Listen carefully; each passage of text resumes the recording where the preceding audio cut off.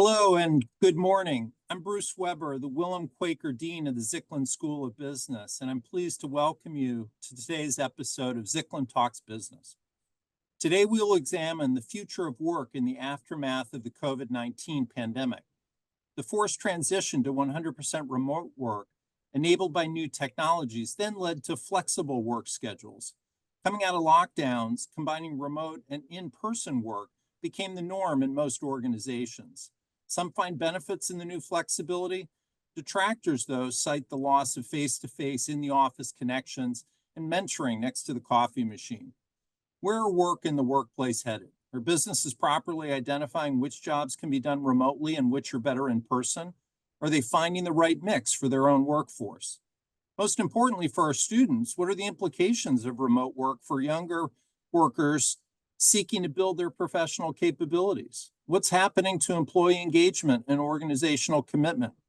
To help clear the confusion, our school's namesake, Larry Zicklin, graduate class of 1957, will pose questions to Stephan Dilchert, Associate Professor of Management in the Narendra Paul Loomba Department of Management at the Zicklin School of Business, and Dan Clivner, graduate of Baruch, 1985, lawyer and managing partner for the Los Angeles region and global co-head of private equity and M&A at international law firm Sidley Austin.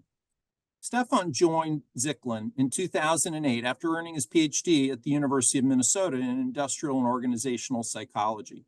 He directs Zicklin's executive MBA and studies employee effectiveness and well-being, along with the role of personality and intelligence in personnel decision. Dan graduated from Baruch in finance in 1985, then earned his law degree at St. John's University.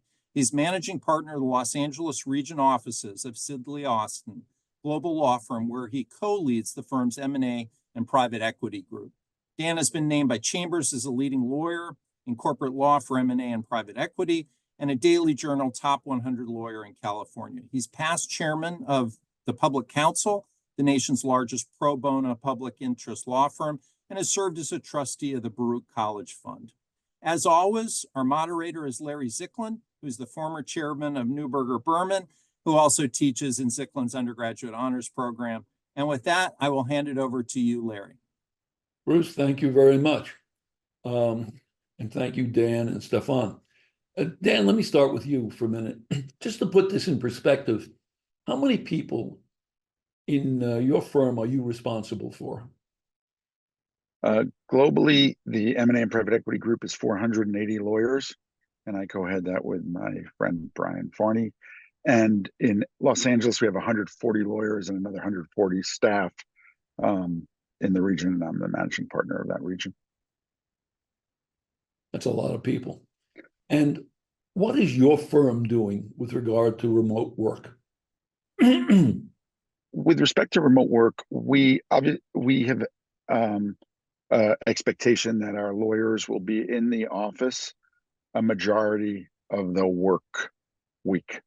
That's how we state it. And that means that if you wake up and you're in the town where you normally work and you don't have a business meeting or a vacation or you're not sick, that for a majority of those days, you'd be expected to come into the office. For some professional staff, we have other expectations. For example, secretaries, I think, get 1 day a week remote and 4 days in the office, and some other functions might be different. But for lawyers, it's a majority of the work week is expected to be in the office. And are your expectations being met? Mostly, yes. I think on any given day, 2/3 of the people are there. On any given week, 80% of the lawyers show up. And probably something like 2/3 of the folks are meeting the 3-day a week, or we don't say 3-day, but majority expectation. It's hard to measure, Larry, because, and we don't measure it precisely, because you can't really tell if somebody otherwise is engaged in court or at meetings or on a business trip or even on vacation. So, but most people are meeting the expectation.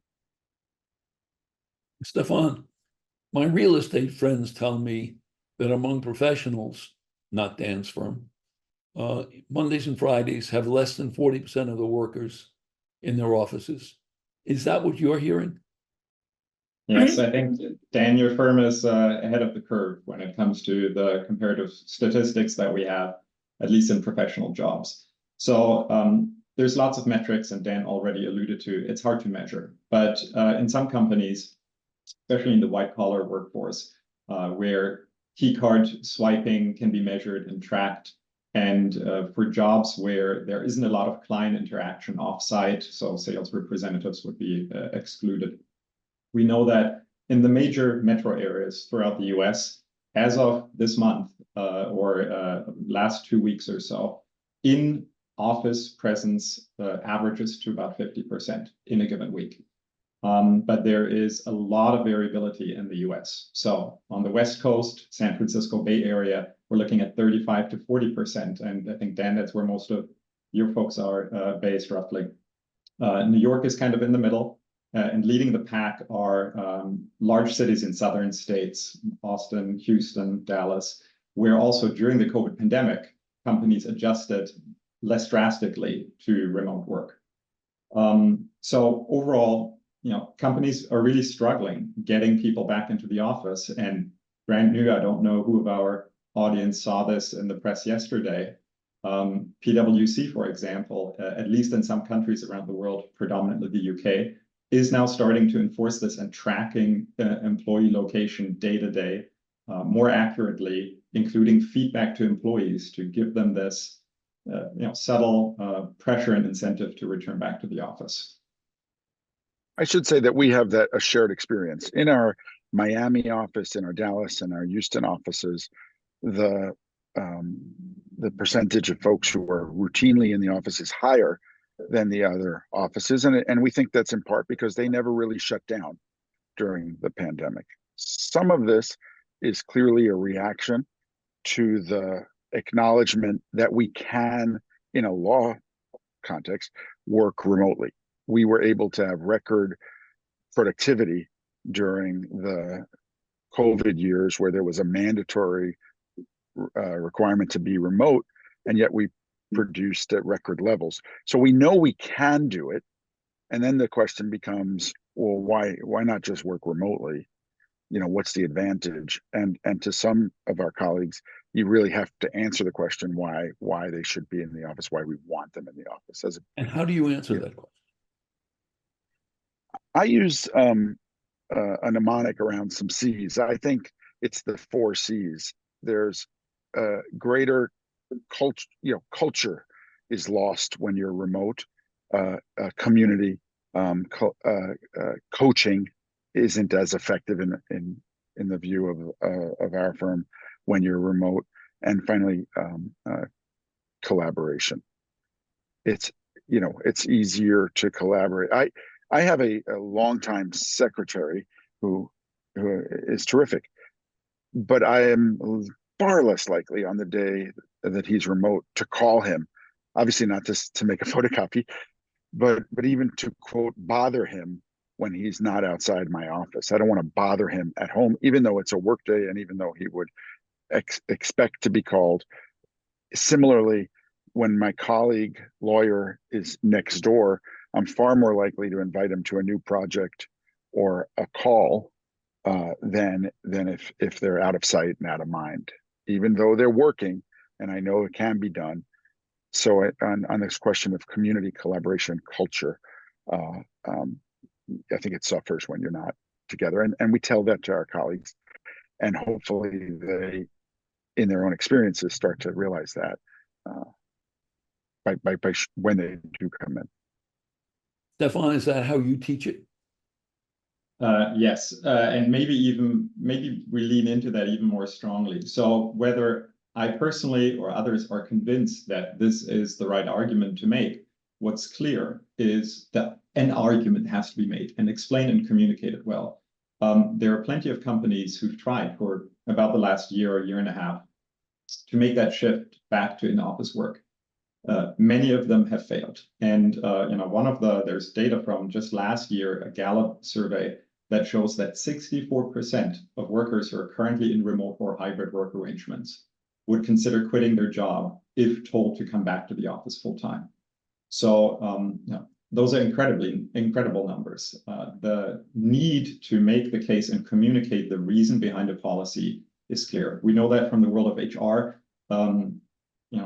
Employees are more likely to follow policies if they understand them, if they are well explained, even if they don't agree with the reasons from the organization's point of view, but the explanation needs to be there. If we look at companies who've managed this transition successfully, we see that those who've A, explained it, and B, also made a conscious effort to distinguish by job. So Dan made the example, his secretary versus his colleagues. There's different reasons for why in-person work is important or might be more productive. We need to look at that job level and make that decision job by job. And then employees are much more likely to accept that policy and keep up their engagement. That's something we can talk a little more about, because engagement, I think, is key from our perspective. And I have some thoughts on that, because of course we know overall employees like having that flexibility, and we need to maintain that engagement if we take it away from them again. Stephan, I'm sorry. Go ahead, Dan. No, I would jump in. I said in the first instance, we have to explain why. And in the second, I couldn't agree more. We have to engage. I sometimes say, if you're going to come in and just close your door and work on the markup, well, you might as well do that from home and save the commute. And for us, if our colleagues are there and we don't meet with them, if we don't connect with them while they're in the office, and I'm not just talking about coffee breaks and meals, which are valuable, I'm talking about working together, collaborating together, then it doesn't work. So you have to say, here's why I want you there, and then you have to live that reality. You have to act on it. And when we do, hopefully, people go home at the end of the day saying, I get it. I get why today was a good day to be in the office. And you find when people are in the office, they do more congregating, more lunchrooms, more coffee breaks, more going out to lunch together, one way or the other. They get together and do this thing that you would like them to do. I'm sure, I think they do. And the architects, we're in the process of building new space for the future. They tell us we should have more collaboration spaces for precisely that reason. But I'm not sure, Larry. What I have observed, not just at work, but in our experiences with our friends and our kids, is that people now communicate by texting each other. You could see a dinner table where two siblings text each other. They don't talk to each other. And so it's a natural thing. And those kids have grown up with iPhones and iPads. And when they get to the workplace, that's a natural form of communication for them. So the idea that we used to join each other on a conference call in the senior partner's office is an old-fashioned idea. And unless I say to my colleagues, please join me in the conference room, or please join me in my office for this call, it would be completely natural for them to think to do the call, separately, even though we're all physically in the office. And maybe that's more productive, and maybe we have to accept this new reality. I will say about Zoom, I love Zoom and I love the efficiency of Zoom, and it saved some travel and so forth. But Zoom is not set up for three of us to be on the call in the same room at the same time. If we're doing the Zoom all at Baruch College, the better way to do it is three of us separately on Zoom. So we are so trained now to do this individually and not collaboratively or not together, that it's hard to retrain people. Will this become even more difficult as technology improves and Zoom can do the things that they can't do today? Maybe. I think it's been a paradigm shift, and I talked to my friends in anticipation of this about what their experiences are, and that's the word that came up. It's like we are talking about, and the studies are, can you force people to come back? Can you persuade people to come back? But if left to their own devices, and I mean devices technologically, metaphorically as well, left to their own devices, they might prefer to do it separately and not collectively. But I think the institutions suffer when that happens. I think that we saw more attrition during the remote COVID workplace. People don't in the academic, I say to students and to people I think you're freezing. if you had gone to college. Oh, I'm sorry. Good. Try it again. I asked people, would your wedding have looked the same gone to college early? I think that's a really good point. Answer While has to we wait, be. maybe while we wait for Dan's connection to stabilize, I'll briefly jump in. I think we've just hit on two really important points. First, the case needs to be made with arguments that go beyond you're going to meet people at the water cooler. You will see people in person. There's a lot of things we can talk about, especially for younger workers who are used to technology and technologically mediated work, what the benefits are, networking, mentoring, and so forth. I have a few points I want to discuss there later, really, if we look towards the future. But Larry, the question that you asked us, aren't there things that technology maybe even facilitates and can do better? So we're in a webinar format on Zoom right now, so all of our attendees can't click that button. But Zoom, for example, has a button where it automatically summarizes a meeting for you. And yes, some people might use that to slack off and not listen, and then just look at the transcript once they get out of the meeting.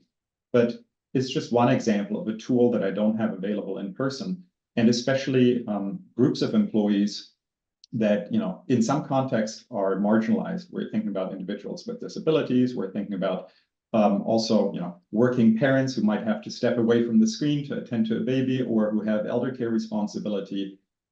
These are just little tools that technology, offers that facilitates their productivity in a remote environment, and that contributes to this extreme pushback that we're seeing from employees to go back to the office 100%, right? The one thing that we know, there's a lot of unknowns, but the one thing that we know is that there is an extreme discrepancy between employee preference and company or organizational preference.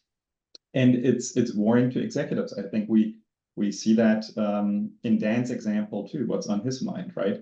There's so many surveys all the time of employees, very few of senior leaders. But I found one, Larry, I always come prepared with data. So there was a Future Forum survey last year of senior executives. 76% of them report feeling overwhelmed and burned out by managing remote teams. That's another part of the equation we shouldn't forget. It's not just the employees, it's also their leaders. And making the shift work productively requires proactive leadership. So there's two sides of the equation we need to think about.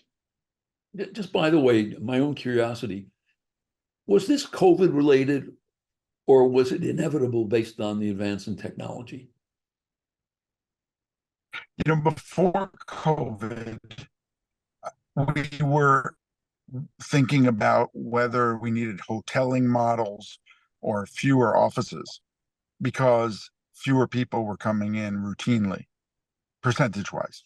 So COVID proved we could do it. And we couldn't have done it really without the technology. God forbid, we should never have we had the last major global pandemic was 1918. We couldn't have done it in 1918 for sure. We couldn't have done it in 1988 in the way we were able to handle the workload remotely because of the technology. So COVID remote work environment proved that we could do it. Once those blinders were off there and the medical requirements abated, people still want to work remotely because they experienced the ability to do it. So that, I think, was the pivotal moment, but it was happening before COVID to a greater extent as well. People were working more flexibly and more remotely. Just they were doing it on laptops. One of the questions is left, if you had a meeting in person, could you do it? Would that be enough of attraction to bring people together? And the answer is probably still no. People still want a Zoom option for in-person meetings to give themselves the flexibility. So I think it's here to stay. The job market has been tight for the last 3 years. If it loosens up a bit, do you think employees will become more flexible? Sure. I mean, I think that there's always a supply demand cycle, and it was a disadvantage in hiring if you had a requirement to be in person 100%. I think Stephan made the point. If you asked hybrid workers to come in full time, many of them say they'd rather quit or change jobs. So it's true. I was chair of public counsel, a public interest law firm. Their current situation is 1 day a week in office, and they're working on moving it to 2 days a week. So in that culture, that's a project, that's a process. I spoke to the CEO of Zoom. The CEO of Zoom said we could not have brought everybody back in person during the pandemic because they hired so many people, they didn't have space for them. They needed them to work remotely. So this topic was what's the future of work? The future of work, in my estimation, is going to be a hybrid model. And when labor markets are when people need jobs, they'll do whatever the employer really needs. When it's up to the employee, they're going to prefer a place which gives them that greater flexibility. Stephan, I agree. Go ahead. I'm sorry. I agree, and potentially go even further. I think it's time to move past the debate of remote versus in office, at least fully in office and fully remote. The future of work will be both. It will be hybrid for knowledge workers, certainly. And granted, there are many industries whether it's manufacturing, healthcare, and so forth, where remote work just isn't an option. But for professional jobs that we're discussing, the future will be hybrid. Even if the labor market changes significantly, this is not a benefit employees will want to miss. Similar to maybe health insurance, similar to a 401k match. It's something that employees will be looking for. And we also need to keep in mind, Dan is not looking, and other colleagues are not looking for any employees. They're looking for top talent. And top talent, even in a different labor market, will always have the ability to negotiate. And it's not just an issue of age, but certainly we've seen a shift among younger workers that this is not negotiable to them anymore, because they also see that they can be productive in a remote environment. Stephan, I want to pursue this for a minute. I know it's early, but have there been any longitudinal studies on hybrid work and its effect on employees and employers? Yes, there have. I actually have one in the works. I can share some preliminary results as well. But I don't want to trade on inside information, Stephan. No, I'll give you the public information first. So the first thing that we have is lots of surveys that relate to employee engagement and well-being. Not just the preference for remote work, but how do remote and hybrid workers actually differ from people who are full-time in the office? And what we do know is engagement is up and counteracts an overall industry and national, in fact, global trend of decreasing employee engagement. Hybrid workers who are working in remote roles have significantly higher engagement. So I'm just looking at my notes here. There's lots of different sources. Gallup surveys this every year, KPMG, the Future Forum, 35% improvement in overall well-being scores, twice the amount of employee engagement, and employee engagement is currently at record low levels otherwise. So we do know people feel better. That's the first part of the equation. Are they also more productive? Those data are really weak at this point. But what we do know is they don't work shorter hours. In fact, actually, they work more hours if they work remotely. We also know, and this is important because it has financial implications for many organizations, they stay longer with the organization. Turnover and churn is one of the #1 priorities of most HR departments because replacement costs are high, vacancy costs are high, and disruption just to the business operations are incredibly expensive. And having employees who stay an extra 1 or 2 years on average, if they're in a remote or hybrid work situation, in a flexible work arrangement, even if that means 3 days a week in the office, that's millions of dollars in terms of organizational productivity and revenue or profit. So those data are there. I think longer term, what's really important is not just to see how does employee well-being and satisfaction develop, but also their career progression. And, at least at the Zicklin School of Business, we are worried about that already with our undergraduate population. During COVID, when we were fully remote in the first year, we were thinking about, well, what skills are they not getting by remote instruction? And we worked really hard on trying to communicate or develop instructional plans to give them some of those interpersonal skills in a remote setting. And now that those individuals are in the workforce, I worry about the same things. Are they getting enough career development opportunities? Do they have mentors if they're fully remote? Or what if they see their boss only once a week in the office? What impact does that have on them? And the data there are still out, but I think the concern is justified. I would add to that. I would, if it's all right, Larry, I would add an observation that, the high performers continue to perform effectively remotely. But they say even Mensa has a bell curve, and some people need additional support. And the people who need additional support, training, coaching, counseling, it's much harder for them remotely. They get lost. They fail more often if they're remote. Somebody else said about and maybe it's because it's a generational thing. The bosses are used to a different kind of in-person presence, but in short, presence leads to promotions. And I'm not talking about hybrid versus, I'm talking even in office in the old days. The one who seemed to show anecdotally, the person who showed up early and was there and the CEO said good morning to every morning was somehow got promoted more quickly than the person that the CEO never saw, at least anecdotally. Stephan has actual data. But our life experience is out of sight, out of mind is not a good formula for success in the workplace, even if you're working really hard. And I worry that the folks who are, remote want to be and are entirely remote may be losing out on opportunities in the long term for their own future. Dan, has the tenure of your professional staff changed in the last few years? Are they staying longer, or is it a shorter tenure?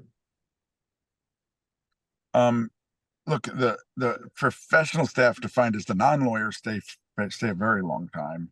I like to joke that they're more senior than even the senior partners. They were there when the partners were associates.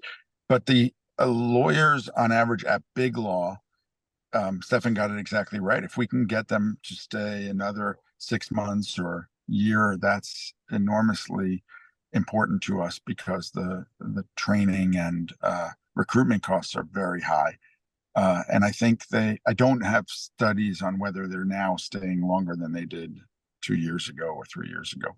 I feel like during COVID, we value our culture, and because culture was missing during those mandatory remote years, 18 months, I feel like we lost more people than we normally do because they just didn't feel connected in the same way that somebody who comes in more routinely and has connections to others feels.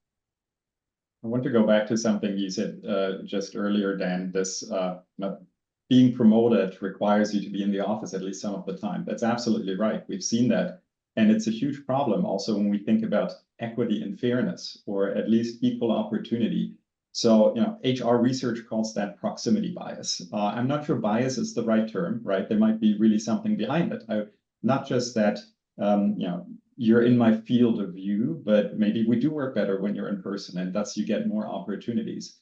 But one thing that we know is that those flexible work arrangements are, the preference for flexible work is even higher among minoritized groups, among women, and organizational newcomers, young employees, not just young in terms of age, but little tenure. But those are the groups, of course, that are most suffering from this proximity bias, if you want to call it that. So in terms of what does it take to, in all industries, we know that organizations are working on inclusion, on diversity, especially in senior leadership, to have better representation that reflects our country's labor force. If we now have a shift to remote work and opportunities are presented more to those who are in the office, and those groups differ, we know they do, right? Women, parents, minority employees are more drawn to flexible work arrangements, then that's counteracting our efforts in other domains of organizational diversity and representation. I think that's a huge concern. Whether the need to be in the office actually should be tied to promotion doesn't matter in that regard, because we know it is currently tied to it. So Dan is just describing a pattern that exists, and that's something we need to have on our mind. For me, from an organizational point of view, this just means a lot of work and a lot of really good thinking about how do I keep those individuals engaged? How do I present opportunities to them? That means developing new programs. It means investing into this. All of this will take mental energy as well as financial resources for organizations who want to be successful keeping those remote employees on the same or similar career path and development. I think that's a thing that's very often overlooked. And Dan, And yet, go yes, ahead. Go ahead, we Dan. have, I mentor a lot of colleagues, and I am a diverse person myself. I'm passionate about this question of the impact on diverse folks and women. I thought there were actually some advantages that shouldn't have been missed. And that is, for years, there was bias in the workplace, and women felt disfavored. They felt that they weren't getting the tap on the shoulder or brought into the meeting. And suddenly, thanks to Zoom, everybody could be in the meeting. And I would encourage particularly my diverse and female colleagues to get on Zoom and to get off mute, or whatever we call it, to be on video, because finally you are invited into the meeting and you should be a participant in that meeting and not take yourself out of it. And when I spoke to some of my colleagues, they were like, well, I don't think I don't look good, or I don't look good in the morning, or whatever. I was like, don't allow those excuses to prevent you from being in the very room and the very meeting that we've been trying to get you included in for so many years. The second, and so what I would do is training. I would get them a ring light and get them video training and how to center your camera and so that you look good on camera. Apologies for me. I had a medical emergency this morning and I'm in my car. But in general, it was an important training for people. And it makes me crazy if we're doing a Zoom call with a client, and then one of my colleagues who's presenting is not on camera. Like, now that we have this technology, use it, present, represent, and do it well. The second benefit of remote work and hybrid work, especially for women and diverse folks, is time shifting. And this has been an important lesson for my colleagues. In leadership, I've been promoting this idea of time shifting. What is time shifting? It means, well, if you're going to let people work remotely, acknowledge that they have a schedule that they need to work around. They have to feed the baby and let the baby bathe the baby and put the baby to bed. And so between 5 and 8, they may be unavailable, but that doesn't mean they're not hard workers. They'll work for you all night after that. So acknowledge, listen to what your colleagues' needs are, and allow them to work, since they're working remotely anyway, work at the pace or in the time schedules that they need. Obviously, if something is urgent, if something has a deadline, I'm not talking about that, and people are professionals and they meet those goals and needs. I'm talking about where there's not a deadline, but you're somehow imposing on people to do it on your time frame. Change that mindset, let them work remotely in a way that works for them, and you'll have a happier employee and a more long-term relationship. Which comes to the question, how does a hybrid workplace teach colleagues, associates, the skills of listening, humility, curiosity, open-mindedness, the ability to take a step back.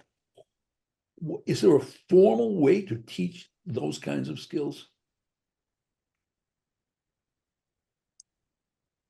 I'll ask Stephan because he's the. Okay, I was hoping you would answer first because I'll give you a little bit of background. So, my background in HR is on selecting employees. And of course, the goal there is to identify top talent and select the talent that already has those skills, not because we don't want to invest in their future growth, but because it's a matter of efficiency. But yeah, companies are asking those questions. And if you look at data on that, beyond just the change in remote and hybrid work, AI is on everybody's mind right now. And even if it isn't AI, it's automation and other parts of digitization that mean that employees will need to reskill and upskill all the time. When I teach this in HR, every year I try to look up the newest statistics and tell my students, especially at the undergraduate level, over your career, you will have 8 different jobs, and 5 of those jobs aren't even invented yet. And every year that I look up the new statistics, that number increases. So the reality is, whether we have remote or hybrid work, reskilling, upskilling has always been, or will continue to accelerate the importance of that in continuous learning and workforce development. That again means, we know how to do that. The employee training literature is at least 100 years old. We've thought about these issues for 100 years. But how to apply that in a remote or virtual work environment, a lot of companies haven't figured it out yet. I think the mistake that I see a lot of companies make is to take the same content and just change the modality or the format. And I'll include my own employer there. I just got an email this morning for my mandatory annual training. And of course, that's virtual, right? But it's a video that's presented online, and I watch it, and then I'm in compliance again for next year. And I think that's how most companies are doing it better or doing it right. In taking advantage of the new format requires much more work. And I'll give you just one more example from instruction. 5 years ago, 6, 7 years ago, we already had online classes before the pandemic. And when video content was used, that video content was as long as the lecture. That doesn't fly anymore. When you look at management textbooks, the videos that are presented to students, they're 5, 7 minutes long at a maximum on a given topic. They can be consumed, whether I'm on the train or whether I have a little break between preparing a meal and then going to my next meeting. The modality needs to change, but that's the minimum. The content needs to change. And I think that's what a lot of organizations haven't figured out yet, and they're still trying to find the right balance. I'm not a training professional, so I don't have the magic bullet for them. But certainly we need to become more extreme in our approach to reskilling, especially younger generations of workers who have missed maybe some of this during their training in the last 4 years because they weren't there in person. They didn't learn how to have those one-on-one conversations and interact with colleagues in person. Well, my board member colleagues, clients and colleagues will tell me that you can't read the room on Zoom the way you can in person. Like that there's certain things they learned, and they were trained bankers and board members, that you can't somehow have a sidebar conversation with your colleague. I like to say when I'm on a conference call, you can't go on mute in the same way and tell your colleague, this guy doesn't know what he's talking about, or that's a good point even, because we're all together on this Zoom format. So there's a lot of retraining. We invest a ton in training and development of our lawyers. We have award-winning training staff.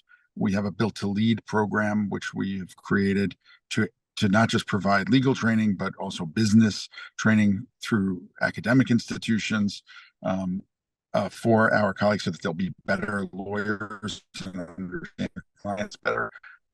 But this idea of training how to manage people who are going to be remote, or how to work remotely effectively with your other colleagues, is a work in progress. That's something we're working on all the time. I will say, when you have meetings where there's a group around a conference room table, we're doing a big one now, but then you allow zooming in. I don't think it's the same experience, but again, I feel like the old guy trying to defend the old. I recognize we're in a hybrid world. I just don't think on my board calls, it's the same experience for the person calling in on Zoom as it is for the other 6 or 8 or 12 people around the table. It's choppy. There's technology issues. You feel like you're interrupting or stepping over, and you can't walk to the break room together and have a little sidebar in the way that you do in person. Where, yeah, I lived in Japan for 2.5 years. Everything is there are all cultures of business all over the world. Over there, you could work together very closely for years. It's after years, somebody taps you on the back and gives you kind of an attaboy and puts you in. It's that moment where things change, and we got to figure out how to do that remotely and how to do that hybrid, and elevate our colleagues who have different work schedules and different needs. Hey, Dan, I don't want to let these few moments we have together pass without talking to you a bit about artificial intelligence. We know that artificial intelligence can do lots of routine things. What I'm thinking is that first and second year associates do lots of routine things. Are these routine things that they normally do being replaced by artificial intelligence? And if that's true, what experiences do first and second year students get? First Sure. and second year associates. Lawyer. Yeah. So it's a work in progress. It's happening real time now, and there's real advances. And that's my joke about this is artificial intelligence works remotely too. They are getting experience. It for the moment, it's a tool. And one of my favorite studies on this question of artificial intelligence is they asked all these different professionals whether artificial intelligence, AI, would replace jobs. All of the professionals thought it would replace jobs in other industries. Nobody thought it would replace them. The lawyers thought it replaces the accountants, and the accountants thought it replaces travel agents and so forth. But nobody thought their job would be affected. Your question, I think, belies that. There is a premise that it's going to replace the first and second years. The people in AI tell me it's going to replace the partners. They believe that with Moore's law applied to AI, it will improve and eventually exercise judgment. Because we all believe that we're exercising judgment that can't be replaced. The AI professionals say it can. For our associates, I will use by analogy, but I think it's flawed. But when I was a young associate, I did FedEx labels, I did photocopying and faxing, and it took hours and hours of work. And I hand marked the differences in the contract, called blacklining. Eventually, that was overtaken by technology and by email. Email replaced that whole function and all those hours. And the young lawyer became just a better lawyer. They didn't do what, when I was describing that, everybody would have said, that sounds ministerial. It sounds like a paralegal work or even a secretarial work. Now it forced us to make lawyers in the early days. That's happening again. Some of the stuff that we were using young lawyers for is being replaced by technology that frankly does it faster, better, quicker. A friend of mine was negotiating with AI recently and only came to realize that because it was talking back and forth and sending emails back and forth. It only came to realize it because it was so fast. The turnaround was so fast. If they had slowed it down, he wouldn't have realized he was talking to a computer. I think over time, it'll mean that the lawyers are going to be expected to do more significant work quicker, or not. Or, another friend of mine who's building his own law firm, not big law, says that the whole architecture of his law firm will be different because of AI. He wouldn't hire young associates in the first instance. He wouldn't have this large investment in a talent that we all do at the big law firms, because he will build a skinnier version of a great law firm. We'll see if he's right. I think, Dan, what you said is absolutely right. AI is a tool, but I think what's important to recognize, all of us have a different vision for where the future goes, but right now it's a tool.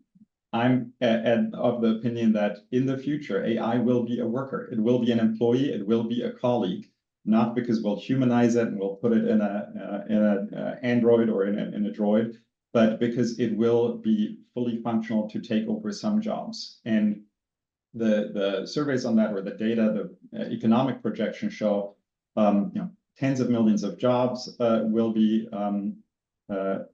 will end because of AI, but new jobs are being created. So, and actually the World Economic Forum says it will create more new jobs than it will make irrelevant. And so the question, I think, is not will people be replaced, but what will they have to do? What skills do we seek? One skill certainly that people are already being educated for is how to use AI. But once we're at that stage where AI can really autonomously take over some jobs and communicate, like Dan described in the example, via email or chat seamlessly, then will the demand for human, so to speak, in quotes, human skills increase? So the client relationship, again, the in-person presence, also, retail and service industry, the emphasis on human skills that augment that technology that takes over routine tasks. I think that will increase. And that means something, of course, for us as educators. It also means something to senior leaders. It means the things that we discussed earlier that we currently have issues with, the mentoring, the coaching, they will become more important because we need to develop that in our junior employees.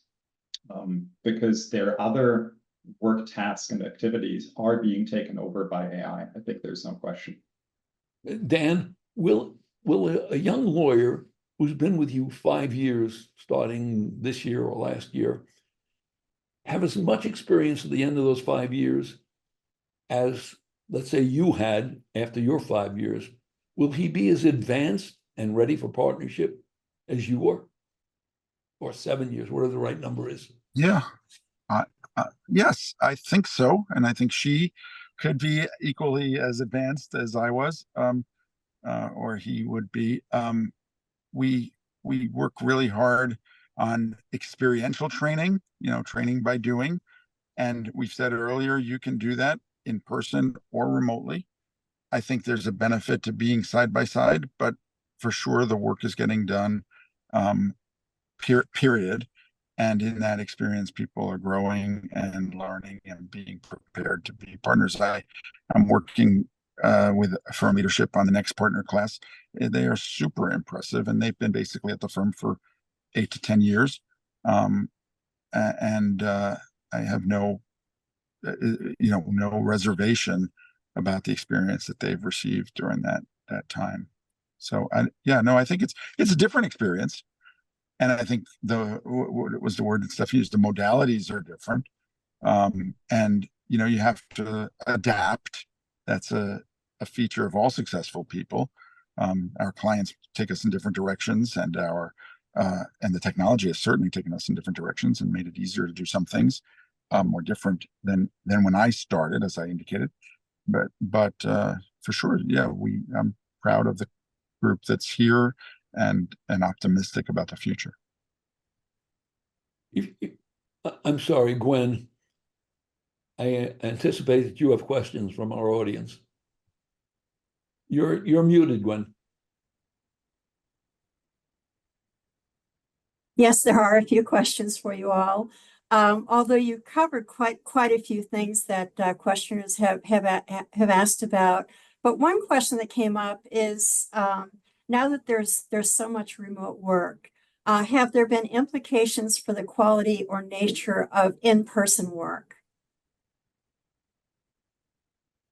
I mean, has the prevalence, the incidence of remote work had any backflow effects on what happens in the office? Well, I'll answer. I'll say it this way. It made the importance experience, I hinted at this earlier, much more important. That is, if you can do the same thing, if you feel the same doing your work at your kitchen table as you do in the office, then we have failed. So the implication is that we need to do a better job of doing it better together. And I don't mean the ultimate work product. I mean the collaboration, the coaching, the community, the culture, all that has to happen when they do come in. And as I said, I say this to the leaders. I speak monthly to the leadership of each of the local offices. My practice group is in 21 offices, and I challenge them to answer the why question better. Why do I need to be in? So it forced us to up our game on all showing up at work. When we all started, I'll include Larry in this, we were proud of an office and we showed our parents the office. Like, hey, I got an office, and look, you got to come to see my office, see the reception area and see my office. But beyond that, we took it for granted that we were working together in an office. You can't, my challenge is not to take it for granted, and that folks feel like there's a reason why we asked them to come in. If I can pursue that for 1 second, Dan. If you work from home or hybrid and you have fewer collegial relationships with your colleagues, does compensation become more of a tie to you to the firm? And does greater compensation more attractive from competitive firms? I guess I'm asking, is compensation? Yeah, there is. There was a talent war going on in the 2020, 21, 22 period, in big law certainly, but maybe in the professional world generally. And people were changing jobs for a small signing bonus. I say a small signing bonus because I believe life is long and that these other things matter very much, but compensation drove action during that time. If you were my joke was to a colleague who moved firms during that time, you moved from your kitchen to your dining room, or your kitchen to your living room, or to your bedroom. You didn't really have any sense of culture of the firm A versus firm B, but firm B paid you a little bit more, you would move. So compensation I think it clearly drove conduct to a greater extent. Look, we believe we at Sidley pay first rate, first at the top of the profession, competitively with the other major firms that are our peers.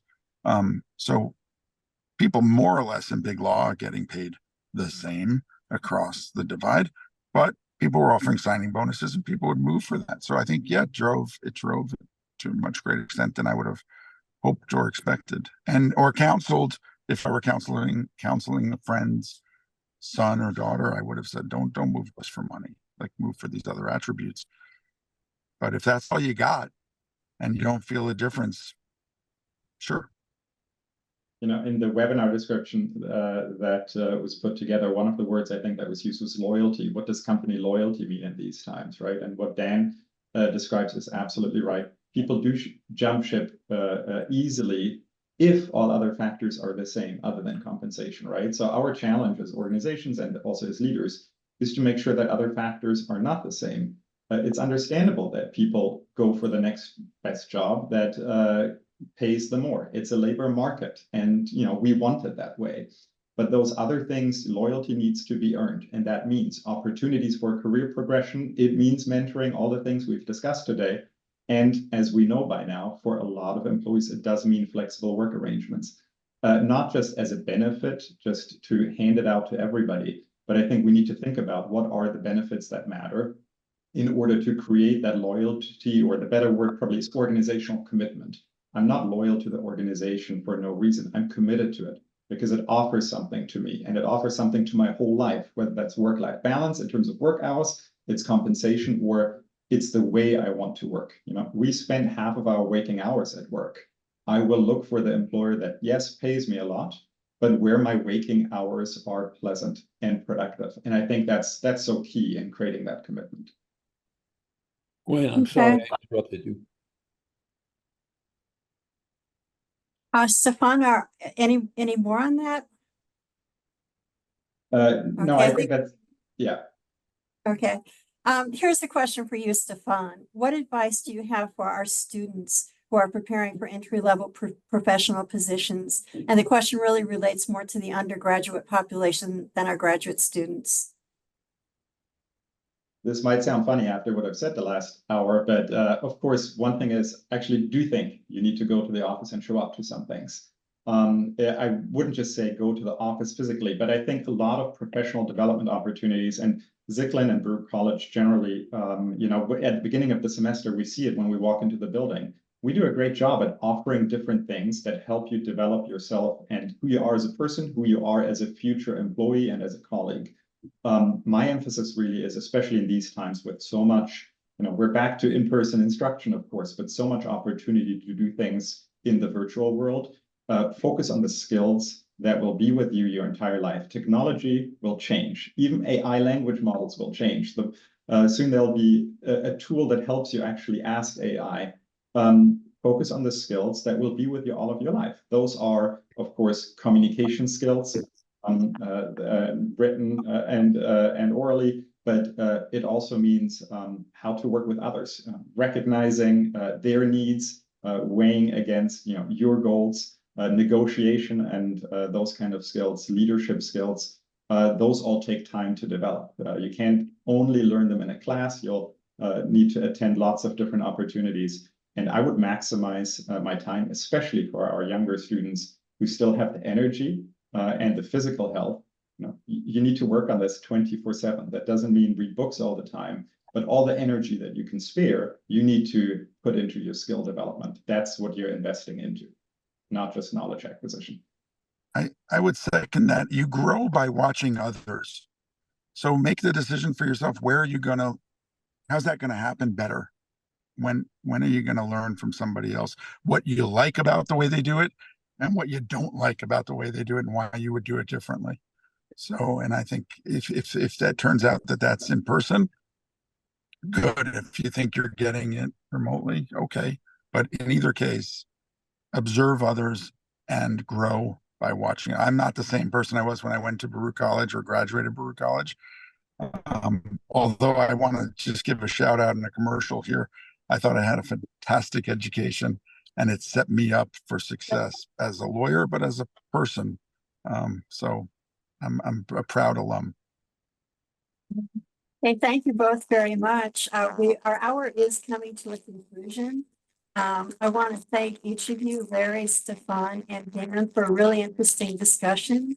I'd like to tell our audience that next month's webinar will be on litigation finance and innovation in legal services. The guest will be Mr. Christopher Bogert, CEO and co-founder of Burford Capital, which is a leading firm in litigation finance. So tune in a month from today on October 8th to find out what litigation finance is, how it works, and what are the potential benefits to corporations and society. Thank you again, Dan. Thank you, Larry. Thank you, Stephan, for really, really compelling, interesting discussion.